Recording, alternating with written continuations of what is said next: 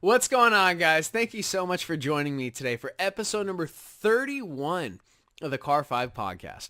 I'm your host, Joshua, and for today's episode, we're just having a little bit of fun, an episode I decided to make. We're going to be talking about a couple Ford GTs, both the new one and a little bit of the older one, 2005 to 2006. So as usual, guys, let's go ahead and just dive right into things.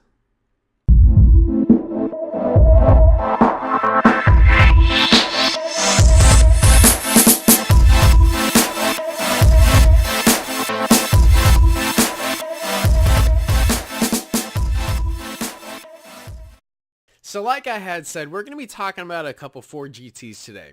Specifically the 2005 to 2006 one and today's modern day and present 2016 going forward Ford GT. Rather, this episode is not to talk about which one is faster because of course the obvious one is a new one, but I just want to share with you guys my opinion of which one you should buy and why you should. So before I give you that reason, let's go ahead and take a look at some of the facts, figures, and specifications of these two cars. So we're going to start out with a 2005 to 2006 Ford GT. It's got 550 horsepower and 500 foot-pounds of torque. That power is derived from a 6-speed manual transmission and a 5.4-liter supercharged V8. No doubt a supercar of its time. This car is by no means slow. It's got a 3,485 pound of curb weight. The top speed is 205 miles an hour with a 0 to 60 time of 3.5 seconds. Keep in mind, this is 2005, 2006. That thing still competes with modern day cars. There's no question about it. Your quarter mile was 11.2 seconds standing, and an MSRP around that time was between 140 to 160, just depending on how you spec your car. And now from what I'm seeing, looking at some of the prices going on right now, people are selling them from 250 to 500,000. Again, depends on the mileage, the history of the car, how it's spec'd, etc., so forth. Moving on to the present day GT, the 2016, 17, 18, and 19, we have a 647 horsepower engine that also produces 550 foot-pounds of torque, significantly faster than the old one. Here's the catch. This is coming from a 3.5 liter V6 that's twin turboed. A lot of people feel indifferent about that, but that's another reason for another time. We'll get into that of why Ford used the V6. You're also going to have a 7-speed dual clutch transmission, and the curb weight of the new GT is going to be 3,053 pounds compared to the previous 3,485. Now your 0 to 60 is even quicker, of course, 3 seconds compared to 3.5, and your top speed is 216 miles an hour. Your quarter mile time for the new GT is 10.8. Again, that's standing. And the starting MSRP of this one is significantly more at $450,000, and people are currently selling them for $500 on up. Again, spec, miles, all of these things taken into account. So those are just some quick facts, figures, and statistics for you. Obviously, the new one is much faster because automotive technology has improved. But rather, this episode is which one you should buy and why. Now, this is just my complete, unbiased opinion, just me, myself, and I, but I feel like many people will agree with me on this. I think the right one to buy is the 2005 to 2006 one. Here's why. When I think of a Ford GT, I think of the 60s Le Mans Ferrari killing beast.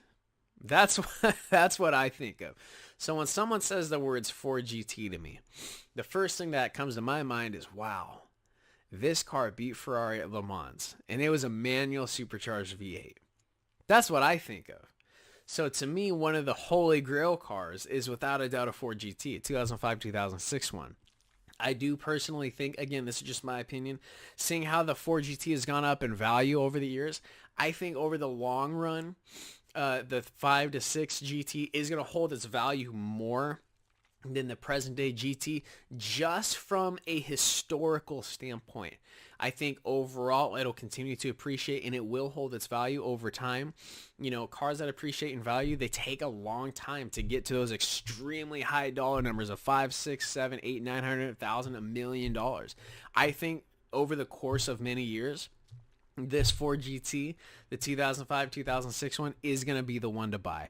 I think that's the one that's going to hold its value the most based on just what we've seen over the past few years and its appreciation and the desire for them.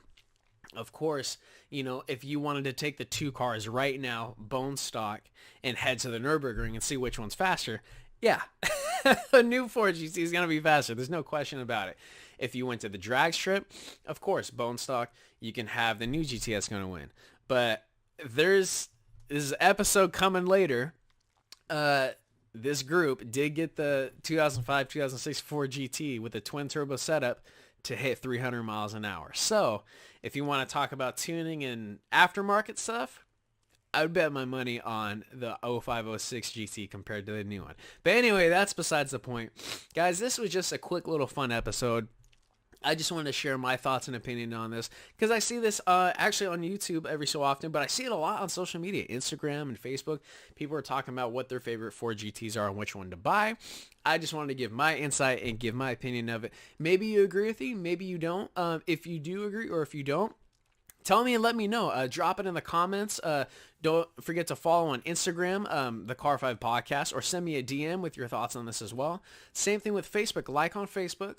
Send me a message on there as well. Or comment on any of the posts or comment on this YouTube post as well. Let me know what you think. Anything you guys ever need, just shoot me an email. I'm here for you guys and would love to connect with you. info@car5podcast.com. Don't forget to tune in the next episode number 32. It's going to be May 8th. We're going to be talking about the brand new Bentley Continental GT.